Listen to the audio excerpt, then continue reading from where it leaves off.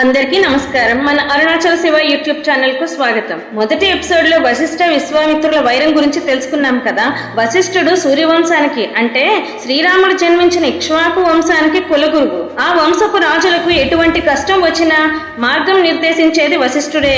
వశిష్ఠునికి తపశ్శక్తి ఎంత గొప్పదో ఆయన క్షమాగుణం అంతకంటే గొప్పది. విశ్వామిత్రునితో వైరం కొనసాగుతున్న సమయంలో కుట్ర వల్ల కల్మాషపాదుడు అనే రాజు రాక్షసుడిగా మారుతాడు. ఆ రాక్షసుడు వశిష్ఠ 100 మంది కుమారులను దారుణంగా చంపేస్తాడు. అంటే శక్తి మహర్షితో సహా వాళ్ళందరినీ కూడా చంపేస్తాడు. పుత్రశోకంతో వశిష్ఠుడు కుమిలిపోతాడు. తలుచుకుంటే రాక్షసుడిని క్షణాల్లో బూడిద చేయగలడు. విశ్వామిత్రుడిని కూడా నాశనం చేయగలడు. కానీ ఆయన కోపాన్ని జయించిన బ్రహ్మర్షి తన కుమారుని చంపిన కల్మాషపాదుడిని శపించకుండా అతనిపై పవిత్ర జలాలు చల్లి రాక్షసత్వం నుండి శాపవిముక్తిని ప్రసాదిస్తాడు. ఇది వశిష్ఠుని వ్యక్తిత్వపు శిఖరాగ్రం. శ్రీరాముడు తన చిన్న వయసులో తీర్థయాత్రలు చేసి వచ్చిన తర్వాత లోకం పట్ల తీవ్ర వైరాగ్యానికి గురవుతాడు. ఏ పని మీద ఆసక్తి చూపక నిరాశలో మునిగిపోతాడు. అప్పుడు వశిష్ఠ మహర్షి రాముడికి జీవాత్మ పరమాత్మ బంధం మోక్షం గురించి అద్భుతమైన జ్ఞానోపదేశం చేస్తాడు. ఈ జగత్తంతా ఒక మానసిక కల్పన అని, ఆత్మజ్ఞానంతో మాయను ఛేదించాలని వివరిస్తాడు. దీన్నే మనం యోగ వాసిష్టము అంటాము.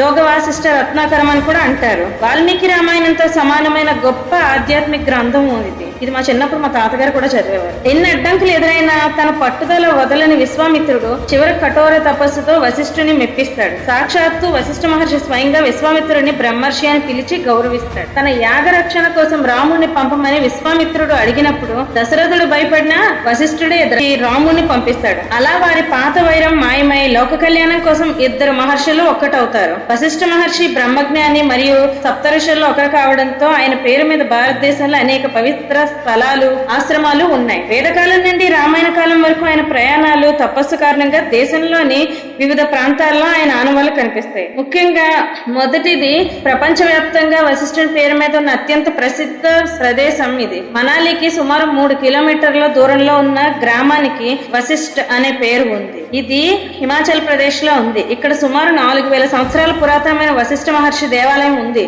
అలాగే ఇక్కడ సహజ సిద్ధమైన వేడి నీటి బుగ్గలు కూడా ఉన్నాయి. విశ్వామిత్రునితో వైరం వల్ల పుత్రశోకంతో ఉన్న వశిష్ఠుడు ఈ ప్రాంతంలోనే తపస్సు చేశాడని, ఆ సమయంలో గంగామాత ఈ వేడి నీటి గుండాన్ని సృష్టించిందని స్థానిక పురాణాలు చెబుతున్నాయి. ఇక రెండోది అయోధ్య. ఇక్ష్వాకు వంశానికి అంటే శ్రీరాముని వంశానికి వశిష్ఠుడు కులగురు కాబట్టి ఆయన తన జీవితంలో ఎక్కువ కాలం గడిపింది అయోధ్యలోనే. రామాయణ కాలంలో ఆయన ప్రధాన ఆశ్రమం ఇక్కడే ఉండేది. దశరథుడికి శ్రీరాముడికి ఆయన ఇక్కడి నుండే మార్గనిర్దేశం చేశారు. అయోధ్యలో నేటికి వశిష్ఠ కుండ అనే పవిత్ర స్థలం ఉంది. మూడోది అస్సాంలోని రాజధాని గువాహటి సమీపంలో సంధ్య, లలిత, కాంత అనే 3 పర్వత ప్రవాహాలు కలిసే చోట అద్భుతమైన ఆశ్రమం ఉంది. ఇక్కడే వశిష్ఠుడు శివుని గురించి ఘోర తపస్సు చేశాడని చెప్తారు. కాలక్రమంలో ఇది ఒక ప్రసిద్ధ పర్యాటక ఆధ్యాత్మిక కేంద్రంగా మారింది. ఇక నాలుగోది మౌంట్ అబు. ఇది రాజస్థాన్ లో ఉంది. అరావళి పర్వత శ్రేణుల్లో మౌంట్ అబు కూడా వశిష్ఠుని తపస్సుకు వేదికగా ప్రసిద్ధి చెందింది. ముఖ్యంగా ఇక్కడ వశిష్ఠుడు ఒక మహాయజ్ఞం చేశాడని, ఆ యజ్ఞగుండం నుండే లోకరక్షణ కోసం అగ్నికుల క్షత్రియులు అంటే రాజపుత్రులు ఉద్భవించారని చారిత్రక కథనాలు చెబుతున్నాయి. ఇక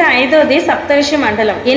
భూమిపై ఎన్ని ఆశ్రమాలు ఉన్నప్పటికీ సృష్టికర్త బ్రహ్మ మానస పుత్రుడిగా వశిష్ఠుని శాశ్వత స్థానం ఆకాశంలోని సప్తర్షి మండలం. అందులో తన ధర్మపత్ని అరుంధతితో కలిసి ఆయన శాశ్వతంగా ఒక నక్షత్ర రూపంలో ప్రకాశిస్తూ ఉంటారని వేదాలు స్పష్టం చేస్తున్నాయి. అనంతమైన జ్ఞానానికి, అనన్యమైన క్షమాగుణానికి నిలువెత్తు రూపం వశిష్ఠ మహర్షి. ఈ వీడియో మీకు నచ్చినట్లయితే కమెంట్ సెక్షన్ లో ఓం వశిష్ఠాయ నమః అని రాయండి. మన ఛానల్ ని సబ్స్క్రైబ్ చేయడం మాత్రం మర్చిపోకండి. మరో గొప్ప మహర్షి చరిత్రతో మళ్ళీ కలుద్దాం. జై హో సనాతన ధర్మం.